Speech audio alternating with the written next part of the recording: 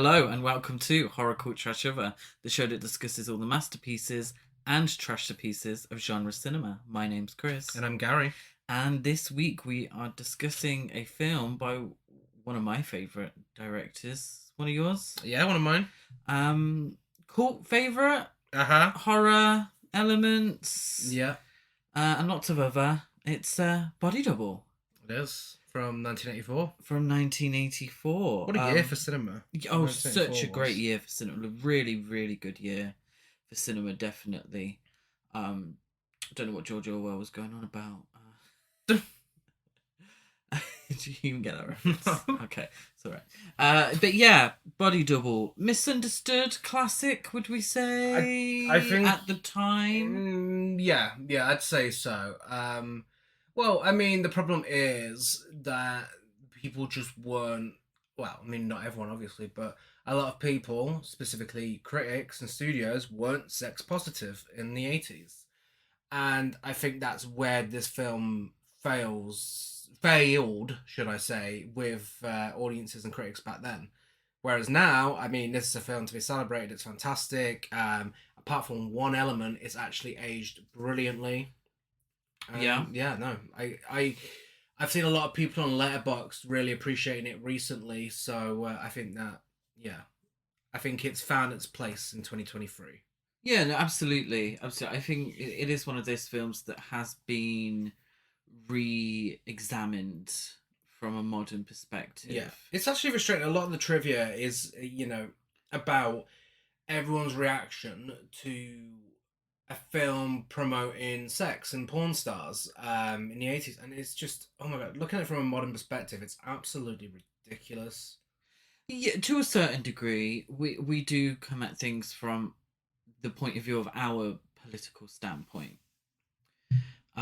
So I do think there are people now that wouldn't understand the film, and through film history, particularly horror films, there tends to be certain aspects of films that people latch onto, and they create a narrative based on that one thing.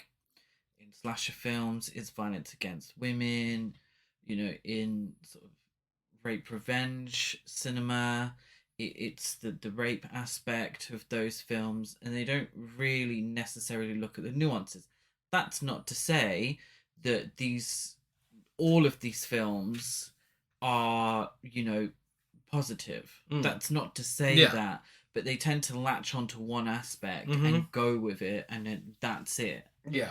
It's shite. Yeah. It's bottom of the barrel, and I really don't think that's the case, particularly with Body Double, which I think is a fantastic film. Yeah, I mean, written and directed by Brian De Palma, a man that was accused of being misogynistic for making this film, which is absolute nonsense. I mean, Brian De Palma, director of Carrie, which is a gigantic feminist film, easily. Would you agree? I do agree. Dressed to Kill, Scarface, Mission Impossible, Phantom of the Paradise, The Untouchables, Blowout, The Fury, etc., etc. There was so much going on about Brian De Palma being misogynistic that people even started spreading rumours that he had many actresses up to his house to perform the erotic masturbation sequence from the film. Yes, unfortunately that was the rumour. Yeah. And then that's one thing that they latch onto. It's one scene in this 2-hour film. Yeah. It's a very small part of it, and people latch onto that. Yeah. I mean, I don't think this is a misogynistic film. I mean, the female characters, essentially the first main female character is there to be spied on and to be murdered, but once you're introduced to the second female character, perhaps a little too late into the film, she's very strong-minded and absolutely stands by what she believes, and she's a great character. But I feel that the female representation isn't necessarily the point of the film. No. It's the male representation and how they treat women. Yeah. The female characters in this film are very minor characters. Yeah. But the film does speak on the relationship between men and women. Yeah. And how men treat women. And it takes a great director to be able to do that without having huge female characters within the film. Trust and believe, on this podcast, if you've listened to any of our episodes, we love films about women. We love films with very strong female characters. We enjoy that. That's what we lean into in our tastes in films. This is a film that manages to be able to speak on that without having necessarily the women speak for themselves. And that's what the film is meant to be doing. That is the purpose of the film. And I think if the female characters were bigger, were larger, had more dialogue, the meaning of the film would be lost. And I genuinely feel that. That's not to say there aren't queens in this film, of course, but I don't feel like that was the point. And obviously we'll get into it during the episode. Brian De Palma actually got the idea to direct this film after working with a body double for Angie Dickinson's iconic shower scene in Dress to Kill. Wasn't it Blanche Devereaux that did the body double? Yes, it was, yeah. And he originally planned for this to be the first Hollywood film to boast unsimulated sex scenes, but the studio were not going to have that. I feel like that would have been interesting, but maybe distracting. Yeah. I do believe, I don't think that would have been necessary. Yeah. So part of me is quite glad that they didn't do that. It's co-written by Robert J. Avrek, who did The Devil's Arithmetic, Within These Walls, Close to Eden, Blood Bride, Running Delilah, Max Q, Emergency Landing, and more. And it was made on a budget of $10 million, and it only made $8.8 million worldwide. Yes. Maybe the real sex would have helped. Yeah. Wow. Well, but it's not all about making money, of course. No, I mean, as I said, it is a cult film now. Yes. Yes. It is very much got a cult following, which is great. Should we talk about who's in it? Of course, because there's a lot of them in the section we like to call Hey, I Know You.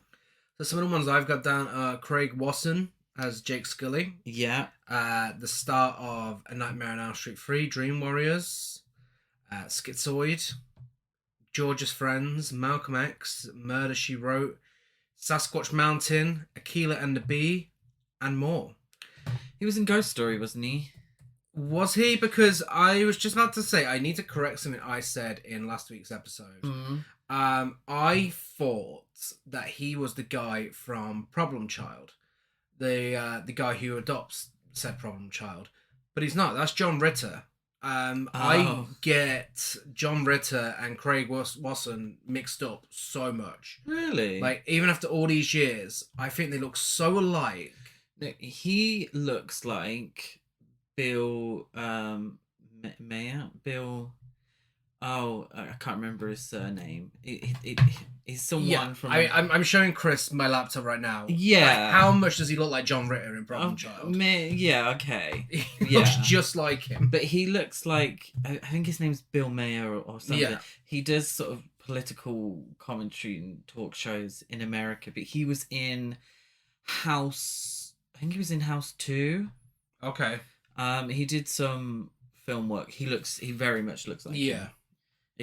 He's one of those American celebrities that hasn't really translated to the UK. So forgive me if I got his name wrong. Craig Wasson, like everyone else in this film, does a really good job. I think he does an excellent job. Yeah. I really do, actually. Yeah.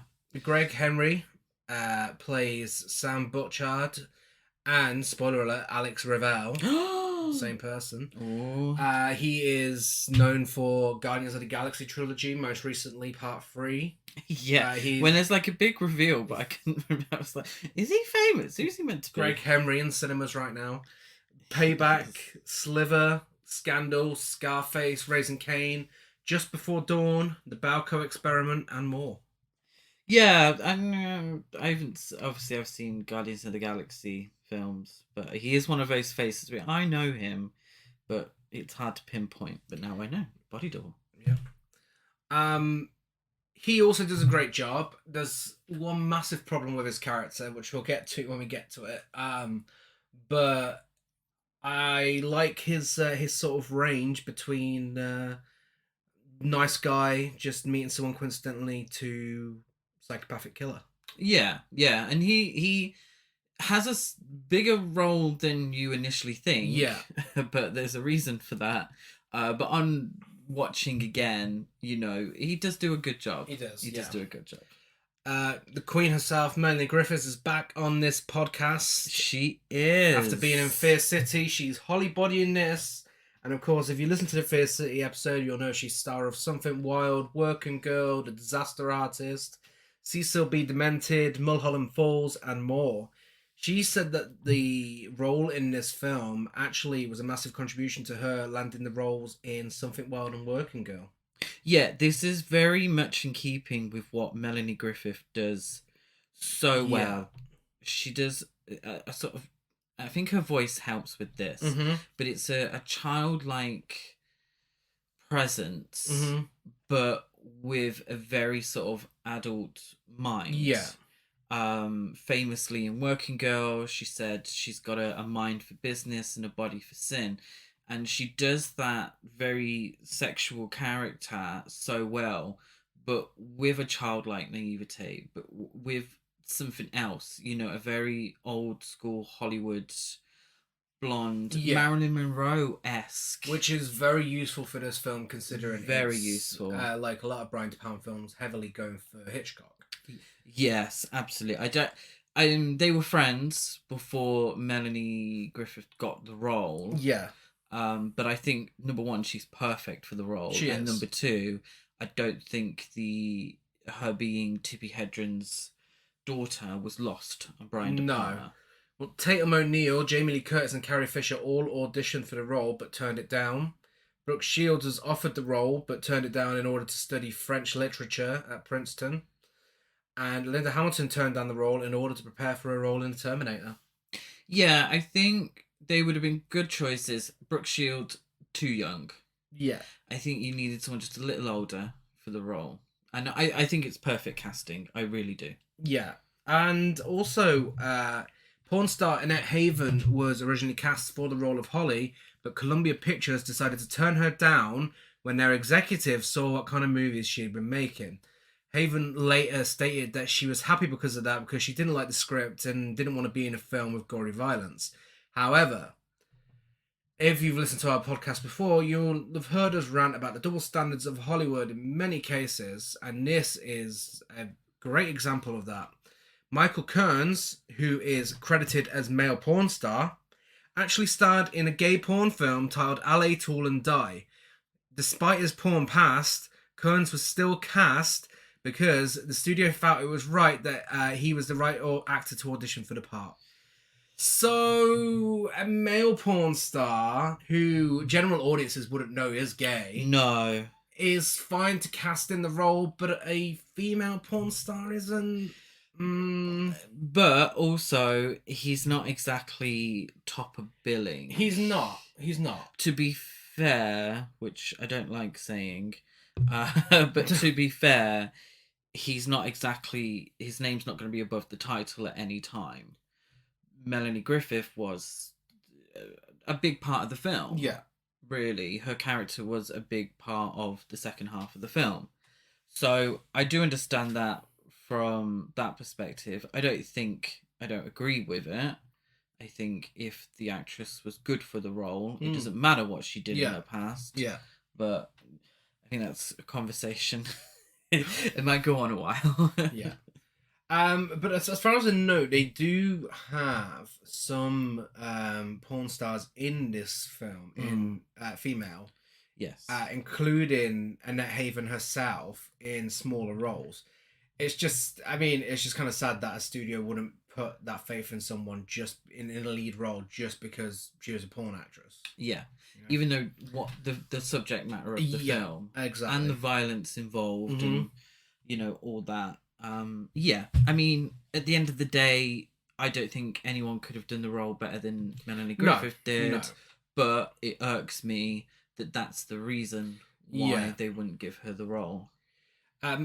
Deborah Shelton plays Gloria Revelle, model and actress Deborah Shelton, who was in Sins of the Night, Target Witness, Nemesis, Plughead Rewired, Circuitry Man 2, Desire, Blood Type, Surprise Surprise, The Strange Case of Dr. Jekyll and Mr. Hyde, and more.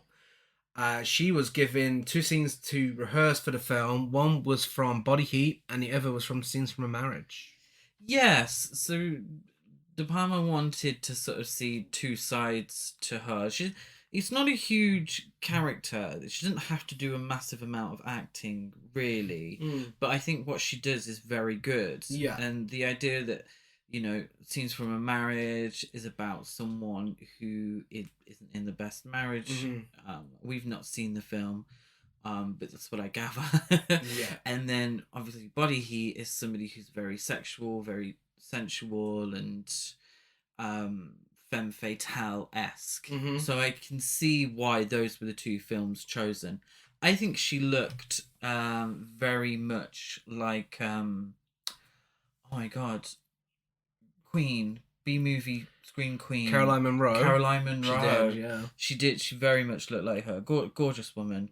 I think she does a fantastic job, and I'd like to see a lot of her other films because they look ridiculous.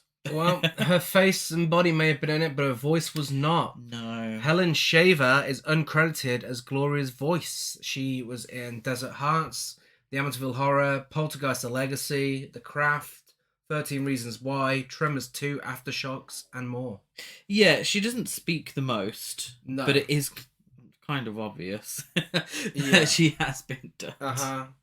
Do you have anyone else? I do, just couple little roles. Barbara Crampton.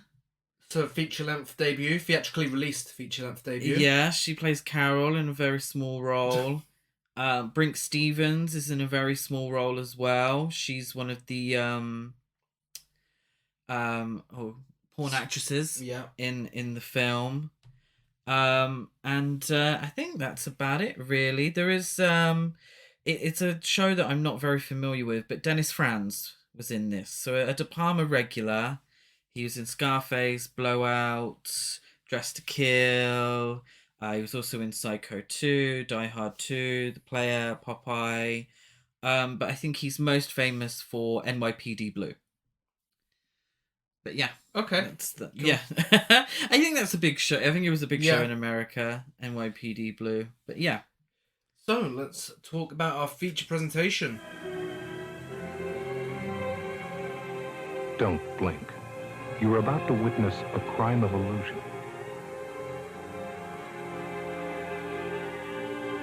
An act of deception. A vision of murder. Brian De Palma, Body Double. You can't believe everything you see. Rated R.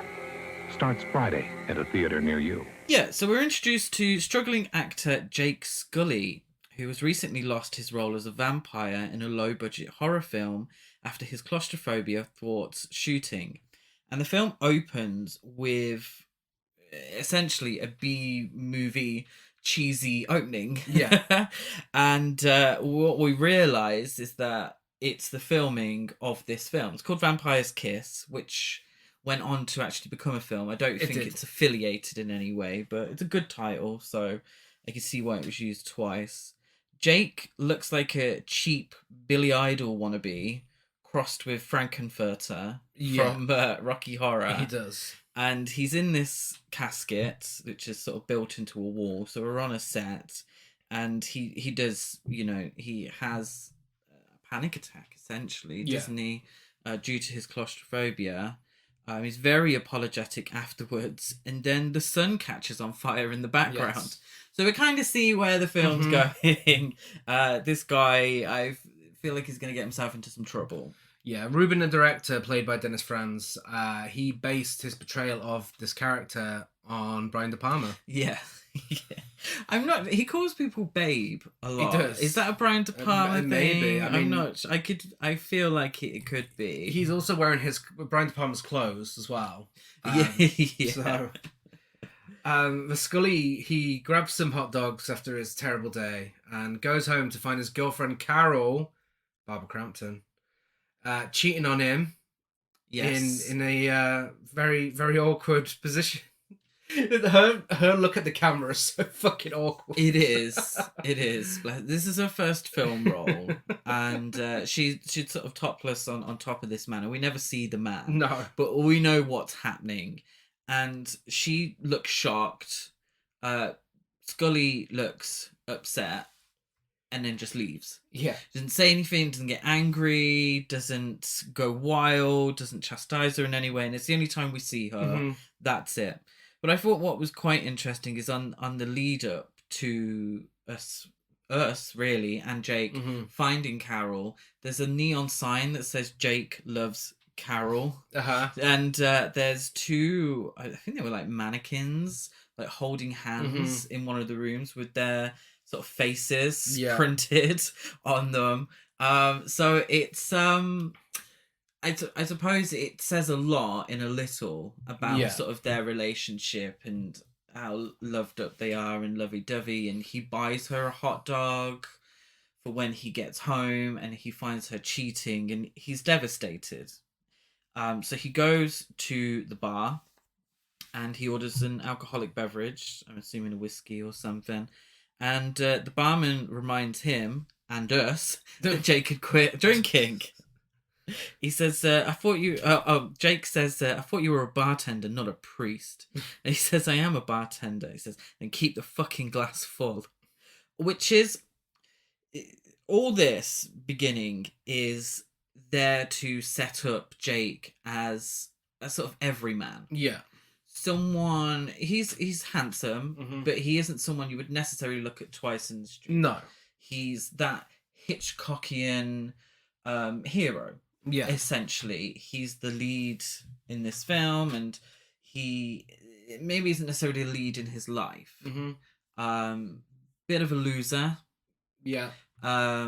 Bit plain, bit dim, sort of, and doesn't really put himself out there too much. No, I mean, whilst you mentioned Hitchcock, and we touched on this earlier, but this film is very much taken from Rear Window, Vertigo, and Dial M for Murder. Yes. And everything is just mashed together into this film. And it's amazing how Brian De Palma can do this, complete with the Hitchcockian score, by the way, also. It's amazing how he can do this without making it look like a massive rip-off, because let's face it, the Rear Window thing has been done so many times. And it's a formula that I think really works. It really sets up a great film. But he does it in such a way, Brian De Palma, that makes it feel completely new and fresh. Yeah, at the end of the day, the wheel has been invented. Yeah. The wheel, every director from a certain point is going to be influenced by the films that they've enjoyed, by the films that they've watched growing up. Yeah. And the directors that have influenced them. Brian De Palma he wears that on his sleeve. He does. It's very clear throughout the films.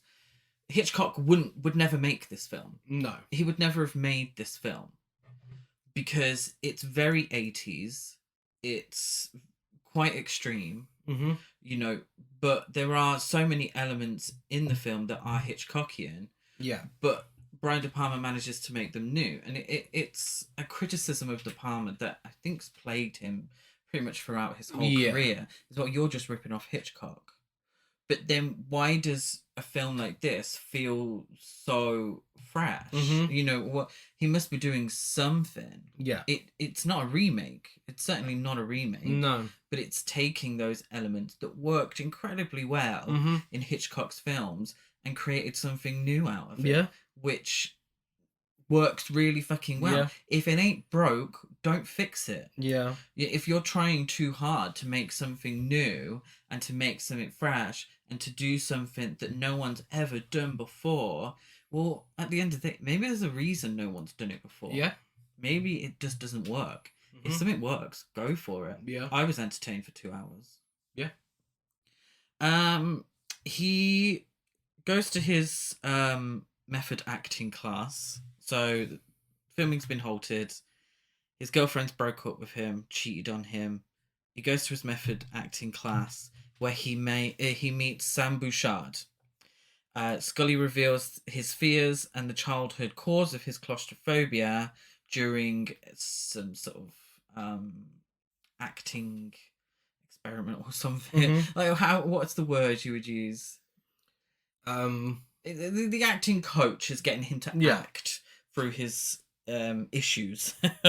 And it turns out that he was young and got stuck behind the refrigerator but couldn't call out for help for fear of his brother's ridicule. So again, it's Jake is someone who doesn't really put himself out there too much, isn't very vocal, isn't very loud, not necessarily proud. He's an average Joe. Jake can't call out during this and ends up highly distressed and in tears, much to Sam's annoyance, who calls out the teacher and takes Jake to the bar where they continue drinking. Spoiler alert, this is clearly the moment where Sam realizes that Jake is the perfect target for his plan. Yeah. So just to explain, so much of what happens to Jake has been designed by Sam. Yeah. And this is definitely one of those films that I appreciated a lot more on second viewing than I did on the initial viewing.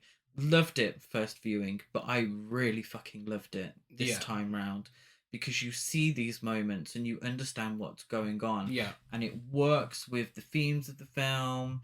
It makes the film more interesting.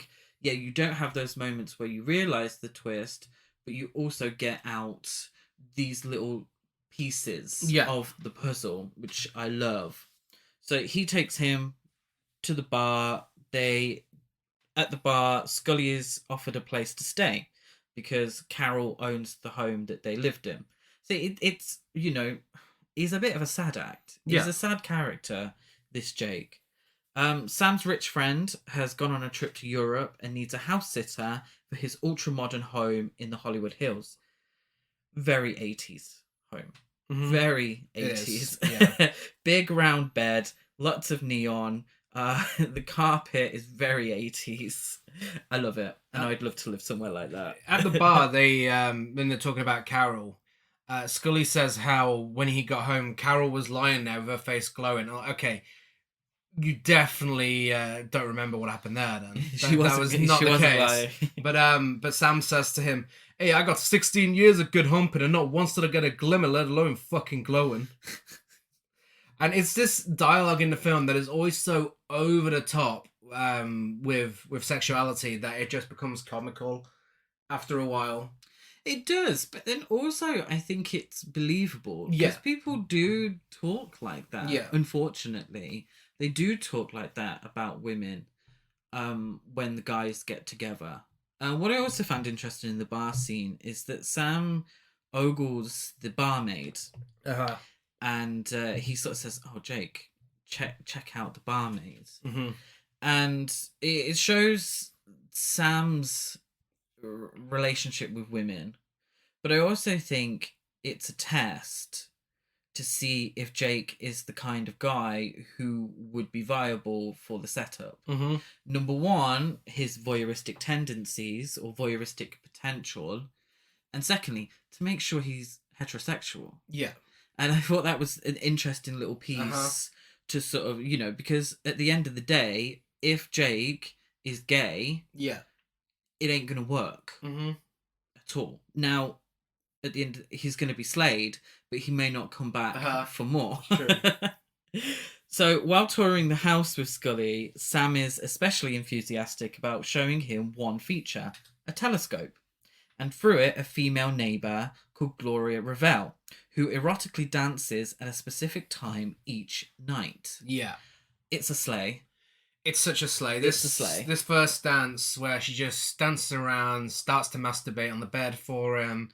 It's just like, girl, I don't know why you're doing this, right? At this point in the film, I don't know why you're doing this right now, but fucking go for it. You're absolutely slaying the house down. Boots. And Sam's like, did you get a look at her face? And no, he didn't, because her fucking wig is going everywhere. Her wig is all over her face. And yeah, she's just, oh my God. And when you realise who it is as well, that's an even bigger slay. It is. And these moments where Sam needs to make sure that his plan is working. Did you see her face? Yeah. No, I didn't see. Did you enjoy it? Yes, I did enjoy it. I loved the ethereal music that was playing as she dances. The juxtaposition of the light, airy music with the very sexual dancing and the creepy voyeurism Yeah. going on as well, paired with the objectification of the woman. It's sort of like, oh, how do I feel here? Am I, I'm slayed, but do I feel a little dirty? I feel like this is something that we're not meant to be watching. No, that continues throughout the whole of the film. And Jake himself has that moment where he appears to question the morality of this voyeurism, but he quickly continues to watch. He does. Well, after watching the music video for The House is Burning by Viva Beat, that is. Yes. Which reminds me, we had this discussion earlier on. This very much feels like an MTV era horror film to me. And the music video scene just like cemented that. Yeah, it's a product of its time. Yeah, absolutely. And for anyone who hasn't listened to any episodes where we've mentioned MTV era horror before, it's films like A Nightmare on Elm Street 4, Jason Lives, Fright Night, The Lost Boys, maybe even Crimes of Passion to a certain extent. There's the whole big point of watching a music video in that film. But like where music plays a big part in at least one or more scenes, and it's just high camp and really cool, really. Really cool, really camp. Yeah, and it's the kind of films... Super 80s. Super 80s. It's the kind of films where the soundtrack is more memorable than the score. Yeah. To a certain degree. Yeah.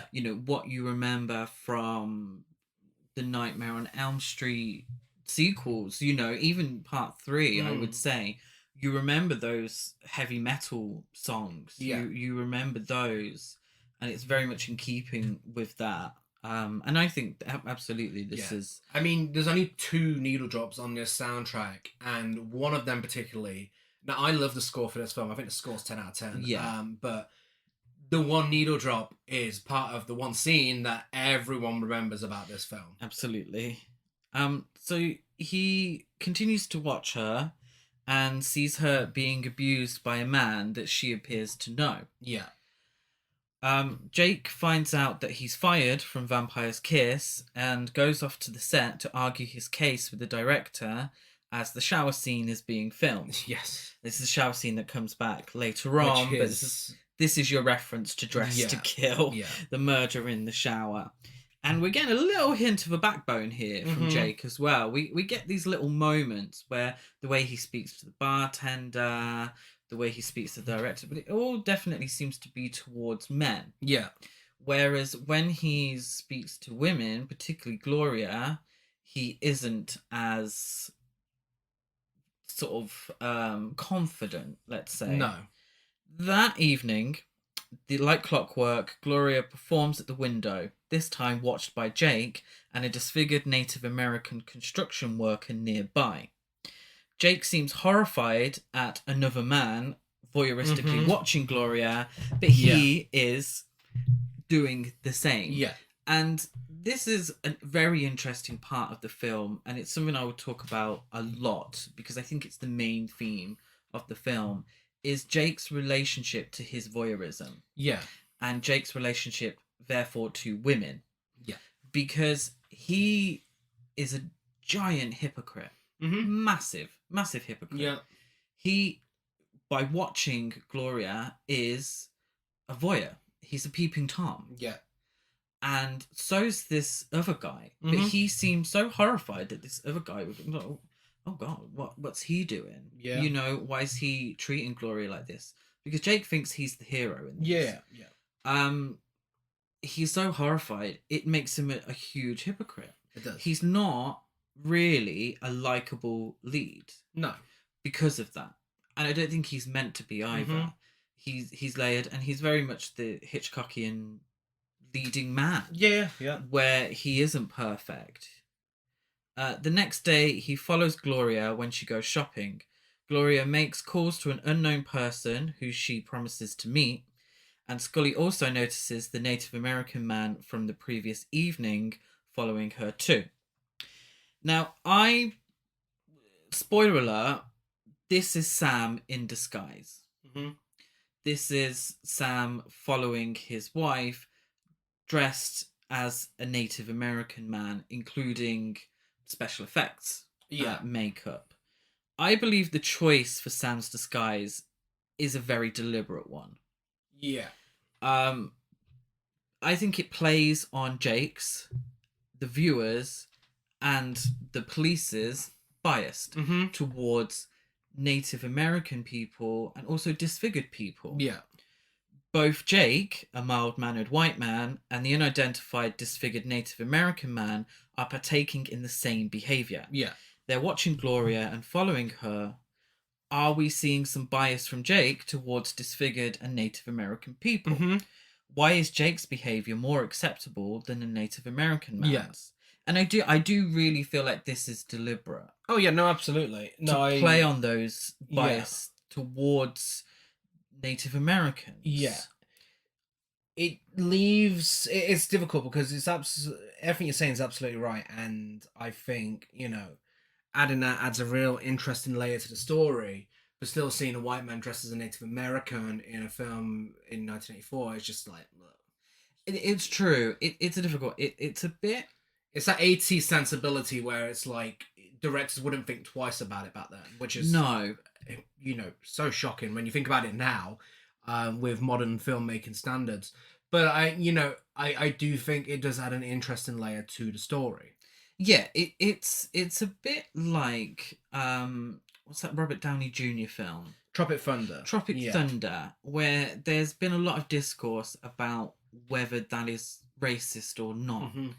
Because Robert Downey Jr. isn't playing a black man. He's playing a actor who is performing in blackface. Yeah. And that's the point. That is the point of that role. Now, I can't speak on anyone's behalf, and I won't, I'll just sort of explain how I see that it fits in this context. Because Sam is not a likable character. No. Sam is our villain. So Sam wouldn't think twice about playing on the bias towards Native Americans to get his results. Yeah. And I think that that's a deliberate choice by the filmmakers. Yeah. I don't have any evidence to, back that up. I don't have receipts. But I think, and that's how I interpret that. Yeah. So I think, it is... maybe there was a better way of going about that, and definitely a product of its time. But I do think it suits a purpose. Yeah, no, definitely. It's interesting as well. I'll see a little later on where he finally gets to speak to Gloria for the first time, Scully, and he tells her someone's following her, and she's like, "Yeah, I know," and then just like looks at him. And it's kind of like he doesn't even think about it himself, and he's like, "Oh no, not me." It's like, actually, yeah, it is you. Absolutely, it is you. Absolutely. He thinks that he's the hero in this. Yeah. And is it beyond the realm of possibility that this Native American man is in exactly the same position as Jake?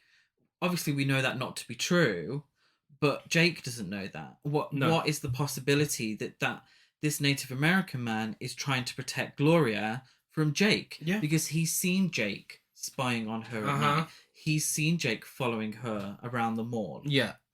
I think it's a very interesting plot point, and I do think it's deliberate. If it's not, then you tell me, but I do think it is deliberate. What I do like as well is obviously Deborah Shelton, very beautiful woman, but Brian De Palma wanted to make sure that she photographed well from behind, as he knew we would be seeing her from the back a lot. And it's for her character, the character of Gloria, for a lot of it, we don't see her face. No. She has very large sunglasses on. We see her a lot from behind because we're always... Well, not always, but for the majority of the time, we are from Jake's viewpoint. Yes. Watching her from behind at the mall, when she has these large glasses. It's never clear to see her face. No. That's very deliberate, with the revelation that it wasn't her in the window. Gloria, she tries on some knickers in a shop with the curtain slightly open enough for Jake to see, leading to security being called. Question. I didn't think you were allowed to try on underwear. No, In I shops. didn't think that either. It doesn't. It's when I worked at Sainsbury's, we weren't allowed to take back any underwear that wasn't defective. Mm-hmm. Because obviously that's really unhygienic. It is. Yeah. Why is she trying on underwear? This is what I'm like, okay, what's happening here? What's the purpose of this? He's watching her through the window. Mm-hmm. The curtain isn't quite closed enough. No. And it's a reminder that Jake is, by all intents and purpose, a giant fucking creep. He thinks he's protecting her, but gleefully watches her in what should be a safe space. Mm-hmm. Yes, the curtain has been left open a slight bit, but a true gentleman wouldn't be gawping. No. He would probably go in and close it and, protect her from prying eyes. Now, the only prying eyes are his. Yes. He sees the Native American man following Gloria yet again in the mall, and he himself follows her into an elevator that quickly fills up, triggering Jake's claustrophobia. The Native American man tries to enter the elevator, but it's too full, his appearance generating a reaction from the crowd equal parts disgust and laughter. Yeah. So a couple of women say, "Did you see that guy?" and start laughing. So his mere appearance has created a judgment from those people. Yeah. And again, I said it before, I feel like this is deliberate and it's meant to have us question our bias towards people who look a certain way. And the characters themselves, Jake's and, everyone. Yeah. Everyone. Scully then follows Gloria to a seaside motel where she was apparently stood up by the person she was there to meet. As she collects her key and walks to the motel, every man that passes her gives her a second glance. Yeah. An ogling glance. Mm-hmm. And it's interesting because obviously, again, Jake is doing this himself, but Gloria's mere existence as a beautiful woman has led to her being constantly watched. Yeah. So it's not just the performance that she puts on at night that she's being watched. Just, she's in a full-length dress. She's got her face pretty much covered with hair and her sunglasses, and yet she's still being watched by men. She's constantly being watched. And I think it sort of brings in all men's relationship, all heterosexual men's relationship with women and the way they see women and view women. Yeah. And particularly, conventionally attractive women. Yeah. At the end of the day, if Gloria wasn't a conventionally attractive woman, would we be getting this story? Exactly. It's highly unlikely. No. On the beach, the Native American man suddenly appears and snatches Gloria's purse. Scully chases him into a nearby tunnel, but his claustrophobia overcomes him. She goes and helps him, doesn't she? Gloria walks Jake out of the tunnel, and they impulsively and passionately kiss before she retreats. And it's this scene where he says, "Excuse me, someone's following you." She says, "I know." And he's like, "Well, it's not me." Yeah. It is. But they still have the big romantic kiss. They do. They get the Carrie treatment. The camera circles them. Love that. I love it. One thing I missed in this film, and it's not a huge thing, is the split screen. Yeah. But we do get the Carrie at the prom camera work circling as they kiss. I love it. And it's clearly De Palma's way of showing romance. And it is a romantic moment. Yeah. And again, the juxtaposition between this romantic moment and the reminder that this is creepy. This isn't a romantic film. No. This is creepy. He's been following her. Yeah. She asks, "Did my husband hire you?" And he says no, but then they still kiss. So Jake is also a hypocrite in this sense. Yeah. As someone who has recently been devastated by cheating, Jake should not be kissing a married woman. No. Now, her story is irrelevant to this, really, you know, but from his perspective, he definitely shouldn't be kissing a married woman. No. And that night he rehearses for a phone call with Gloria, to which he says, "Hi Gloria, it's Jake. You might remember me. I'm the guy who almost fucked you at the beach today." Yeah. Again, that's his relationship with women. She's the one who stops it. He would have gone all the way if he could. He's infatuated with her. Yeah. But she is the one who leaves, you know, and being the loser that he is, he's there practicing calling Gloria. Sam calls him to check up on him / remind him of their favourite neighbour, clearly to make sure he's watching the show. Because then what happens is Jake sees the Native American return and break into Gloria's home. Scully races to save Gloria, but her vicious white German shepherd attacks him, and the Native American murders Gloria with a huge handheld drill. And this is an expertly directed scene. I mean, we get the dial-in for murder reference with the telephone cord. He's trying to strangle her with that. And she knocks him out. She thinks that's it. You know, she can get away, but he slowly rises behind her. The whole drill thing was given a bit of Slumber Party Massacre. This is after Slumber Party Massacre, wasn't it? Yes. Yeah. You know, it's such a great sequence, and you actually think there's a chance he might get there in time to save her, but no, he does not. Yeah, incredibly well directed, incredibly tense, really well made. Like you said, the drill is obviously phallic. Yeah. It's not subtle whatsoever. When he does kill her, we see him from behind, and the drill is between his legs, whilst Gloria's on the floor. Just really expertly done, fantastic. And you know, it's pure Hitchcock. Yes, it's pure Hitchcock, but it goes somewhere where Hitchcock was never able to go. It makes it truly violent and sort of over the top, and really slaps you in the face with that phallic symbolism. Just really incredible. Yeah. And interestingly, this is both the audience's and Jake's first time within Gloria's home. Yeah. All we and Jake have seen before this has been through the lens of the telescope as voyeurs. And it's a film that expertly puts you in the point of view of Jake. Now, for all his faults, Jake is our main guy. Yeah. He's our lead actor. And we always see things from his perspective, watching people. It puts us there. It makes us feel uncomfortable. It should make Jake feel uncomfortable, and I think it does to a certain degree, as we've seen, but it makes the viewer feel uncomfortable, knowing that what is happening is wrong.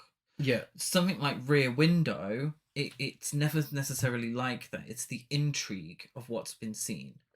It's not, I don't think, expressly said that, you know, watching your neighbours isn't a great thing. It is in the sense that it gets him into trouble, but this is creepy. This is bordering on, actually, I say bordering, this is illegal. Yeah. What he's doing is illegal. It's creepy. He's a creep. Yeah. And we're in on it, which to a certain degree. We're reminded of when the police show up. Yes. And, you know, raises a few points, and that's where it kind of slaps you in the face. Like, oh yeah, we've been watching someone who is just as in the wrong here as this guy who's been stalking her and just murdered her. Yeah, because Scully alerts the police, who rule the murder a botched robbery. However, Detective Jim McLean becomes suspicious after finding a pair of Gloria's panties in Scully's pocket. Although McLean does not arrest him, he tells Scully that his voyeuristic behaviour and failure to alert police sooner helped cause Gloria's death. It's true. Yeah. It is 100% true. Now, he stole... So when Gloria changed her underwear, she put her old underwear in the bin, in a bag at the mall, and seemingly Jake went and grabbed them and kept them for himself. Oh my God, what a weirdo. Yeah. What an absolute creep. You know, and it's true what the detective says. he says, I mean, you're the only witness to this murder and you're a peeper. Yeah. Although Jake is our hero and he thinks that he's the hero in the story, he's actually been a major hindrance. Yeah. Why weren't the police... If he's there to protect Gloria, Mm-hmm. as he thinks he is, why did he not call the police? He knows where she lives. Mm-hmm. He could have helped out. Yeah. I think someone's following Gloria. They've stolen from her. She was mugged. Why have you not called the police previously? Exactly. Yeah. I mean, Guy Boyd, he plays the detective. Mm. He was in Foxcatcher, Taking Chance and Streamers. And oh my god, I loved him in this film because he looks and acts exactly like someone straight out of a Hitchcock film. Oh, yeah. Like, it's like someone's gone in a time machine and grabbed him. Like, it's ridiculous. He really nails it. Yeah, no, absolutely. He's one of two characters, really, him and Holly, who tell it like it is. Yeah. And it's better for it. And they talk like they've got that that classic Hollywood voice. Oh, yeah. Yeah. He's classic Hollywood. And then obviously Marilyn Monroe with Melanie Griffiths. Yeah. We learned that Gloria... Well, the detective says that Gloria was a rich lady. When rich women die, we usually go after the husband. But you've told us that it was a Native American intruder that killed Gloria. Again, Jake's infatuation with Gloria and his inability to mind his own business and not play the hero has been both his and her undoing. Yeah. Because, spoiler alert, it was her husband that killed her. Yeah. But no one's going to investigate the husband because Jake has created this alibi. Yeah. And Jake has created this alibi because he is a dirty pervert. Yeah. Simple as that. Yeah.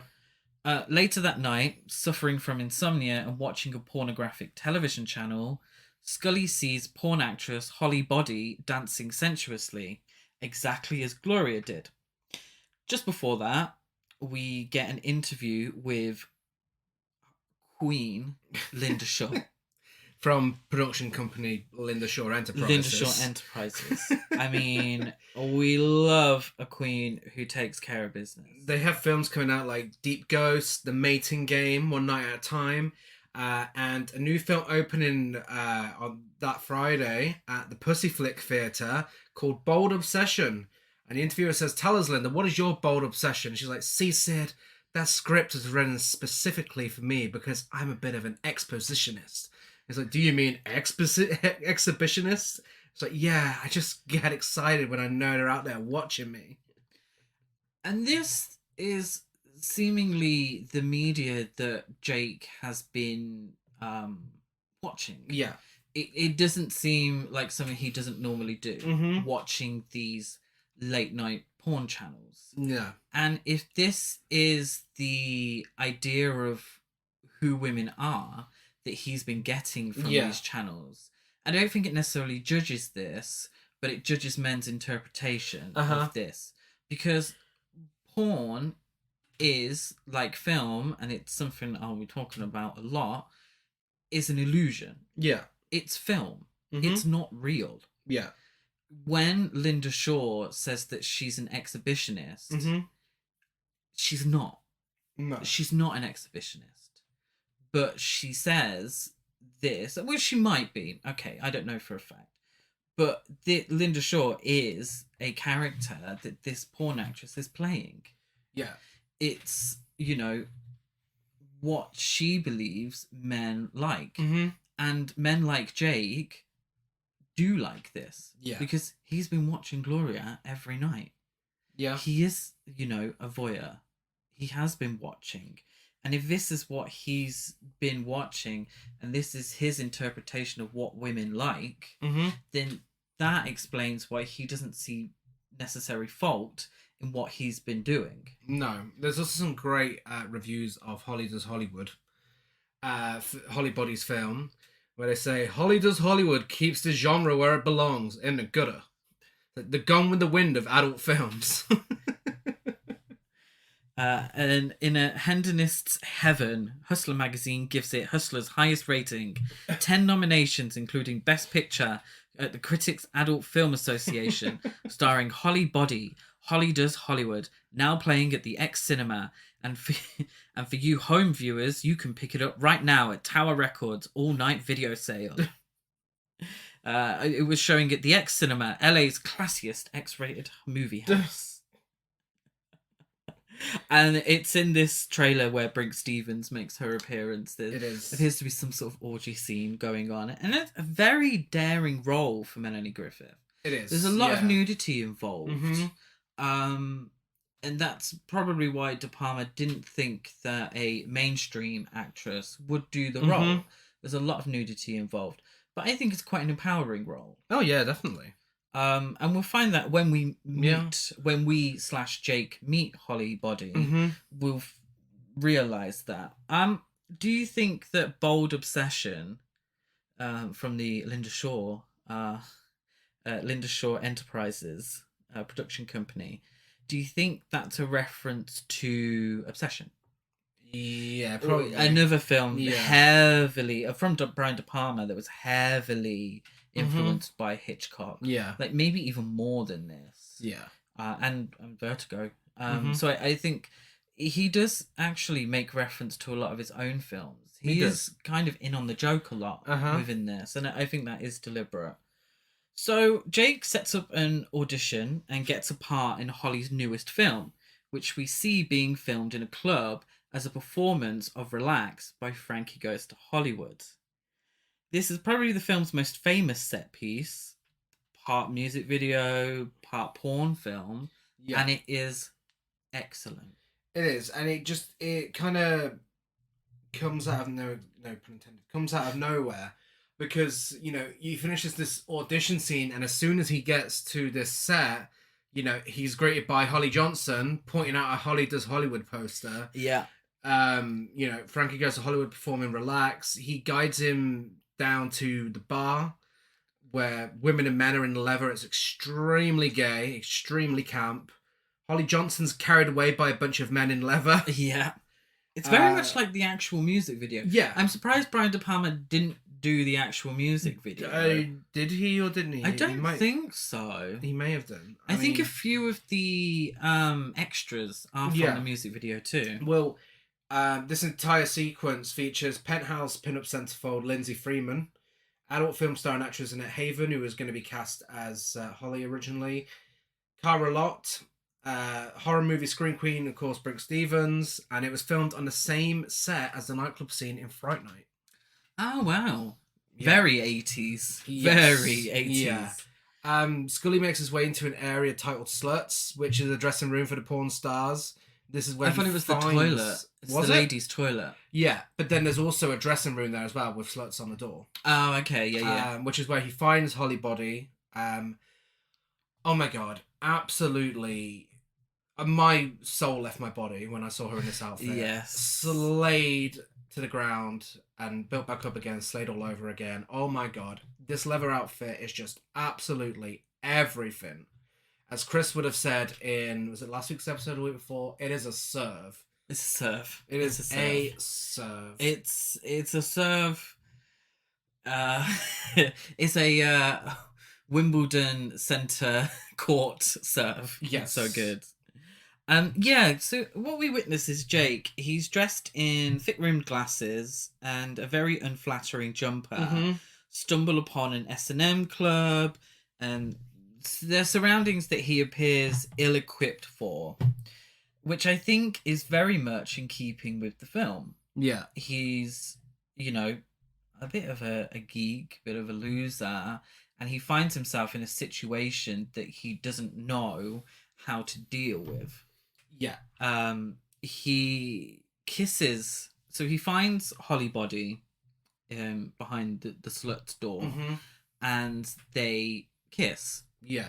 And then start having sex. And then the illusion is broken when we see the reflection of the camera in a mirror. And we realise that this is a porn film. Yeah. And that's what we've been watching. This isn't Jake. This is Jake performing in a porn film.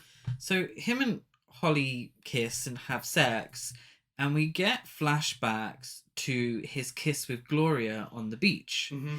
And I think this is sort of looking at romance versus fucking. Yeah. And, you know, his infatuation, and this is what we find out by the end of the film, is that Jake's infatuation with Gloria actually stems from Holly's dancing. Yeah. This is where it all, but he actually never saw Gloria do perform like that. No. That's not his vision of Gloria, is actually his vision of Holly. Yeah. And their initial kiss, Gloria and Jake's, is seen as a big romantic moment, reminiscent of Carrie at the prom. Yeah. Whereas his first interaction with Holly is seen as just sex in a porn film. Mm-hmm. Yet Holly is actually being the object of his affection the whole time. And I think that's very interesting. And Jake gets so into it that they don't, the filmmakers, they don't get their cum shot. No, to which we get, where's the cum shot? I thought we were doing body talk here, not Last Tango.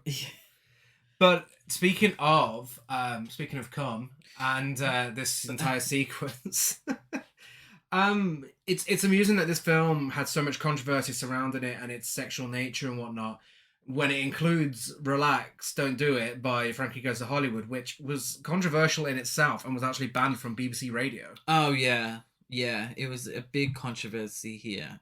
Fantastic. I love that song. I think Frankie Goes to Hollywood, highly underrated. Oh, yeah. I think the music's so good. Yeah. But I think it's also interesting, the fact that Jake doesn't give them the cum shot. He gets so into it, and he seems like a character who gets so into everything. And his, you know, Jake Loves Carol neon sign. Yeah. He probably bought that. His infatuation with Gloria. Yeah. And now his passion for Holly, the moment that he just met her, and he goes so full into it that they don't get their money shot for the film. And I think that's perfectly encapsulate his relationship with women, where he falls fast and falls hard, and it turns him into a creep. Yeah. In order to meet with Holly offset, he pretends to be a porn producer hiring for a new film. He goes into a dressing room and offers to take her out for a drink. And Jake now is an actor playing a role. He's got greased back hair, a leather jacket, and a bravado that we haven't seen from him before. And they go out for their drink, and he says, "I'd like you to be in my new film." And Hollybody says, "I do not do animal acts. I do not do S&M or any variations of that particular bent. No water sports either. I will not shave my pussy, no fist fucking, and absolutely no coming in my face. I get $2,000 a day, and I do not work without a contract." Yes. Absolutely. You know, again, this is Melanie Griffith. I've got a mind for business and a body for sin. This, you know, Holly, she's behind a door that says sluts. Yeah. But she ain't. No. She's a fierce businesswoman. She knows exactly what it's about. She knows exactly what she has to do. And she'll tell you exactly what you need to do. I think it's great representation. I really do. Of sex work and just her dialogue, not just this one, but later on as well. Her as a character, I think is great representation. But people would get caught up in what she's talking about, not really what she's saying and what that really means to her as a porn actress. Jake tells her, you know, "You're fantastic, really sensational, and I'll tell you something else. You've got a terrific," and Holly says, "body," and he says, "No, smile." And she's taken aback by that. Yeah. Because no one's ever told her she's had a nice smile. They tell her she has a nice body. And she kind of warms up to him a little bit there, which I thought was a nice little touch for her as a character, and how she has been, like Gloria, the victim of the male gaze. Yeah. and people only tell her that she has a nice body, never tell her that she has a nice smile. Mm-hmm. Such as Gloria, who's been objectified throughout the first half of the film. Yeah. Scully learns from Holly that Sam hired her to impersonate Gloria each night, dancing in the window, knowing Scully would be watching and later witness the real Gloria's murder. Offended when he suggests that she was involved in a killing, Holly storms out of the house. She, as she's storming out of the house, she says some more great dialogue. She does. Weirdo. So many weird people. I should never have moved to Hollywood. Fucking freaky actors. That's what there is here. Masochistic directors. I should have known when he didn't even know what a cum shot was. Now, that's Holly Body talking about porn films. Yeah. Do you think that could also, minus the cum shot, do you think that could also be the case for any young actress in Hollywood? Oh, definitely. Yeah, 100%. You know, having to deal with horrible men, horrible directors, weird directors. There's nothing come out about Brian De Palma, has there? Not that I know of, no. So he could be, in a way, speaking on that as well, and what actresses have to go through in Hollywood.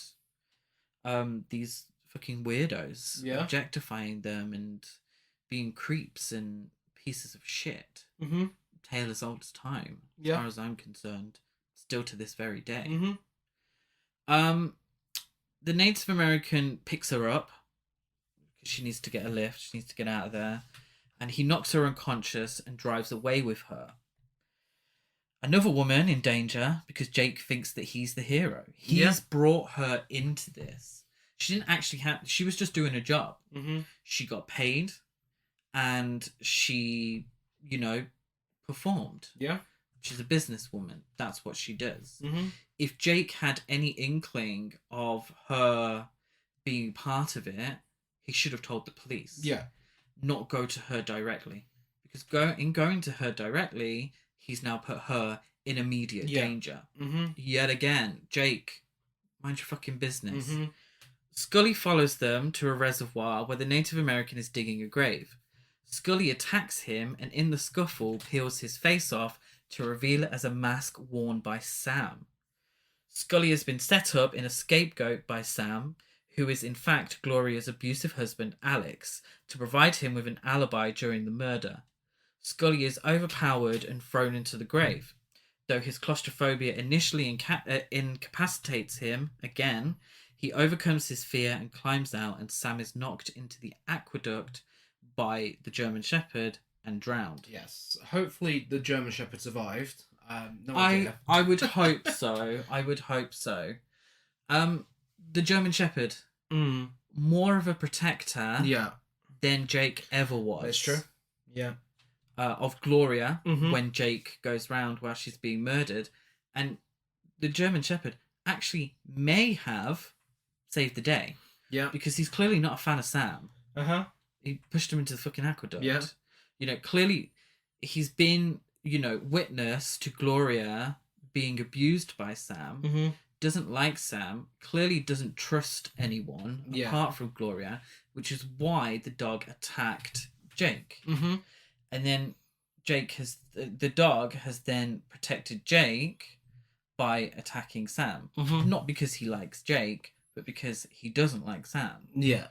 And I think that's, maybe I'm looking too much into it, but I think that's very interesting that Jake thought he was the hero, but it's actually the dog, which I love. Yeah. 1,000%. I mean, what I love about it is Holly wakes up and she still doesn't trust Jake. She's not witness to any of it. She's like, I know what you are. You're one of those necrophiliacs, a corpse fucker. You want me, but the only problem is I'm still moving. And it's, she's still like, she won't go near him. She stays in the grave. She'd rather stay in that grave than go anywhere near him. And she's completely justified. Yeah. Because he, not too long ago, has, told her that he is a voyeur. Yeah. That he had been watching Gloria. And then accuses her of being part of a murder. Of course she's not going to trust him. I love that shot from the grave. Yeah. When it sort of zooms and the grave looks about 1,000 meters tall. Uh-huh. And Sam's at the top. Really, really love that shot.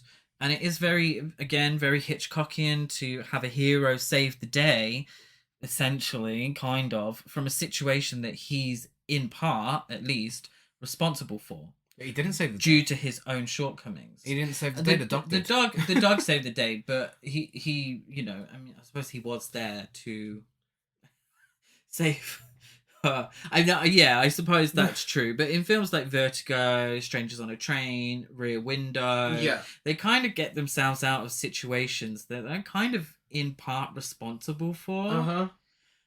During the ending credits, Scully is shown having been recast in his previous vampire role as Holly watches from the sidelines. And I love this. It's almost like a behind the scenes tidbit, no pun intended, of how body doubles work and the illusion of filmmaking. So obviously, clearly a reference to the shower scene in Dress to Kill, where Angie Dickinson had her body double for the nudity, and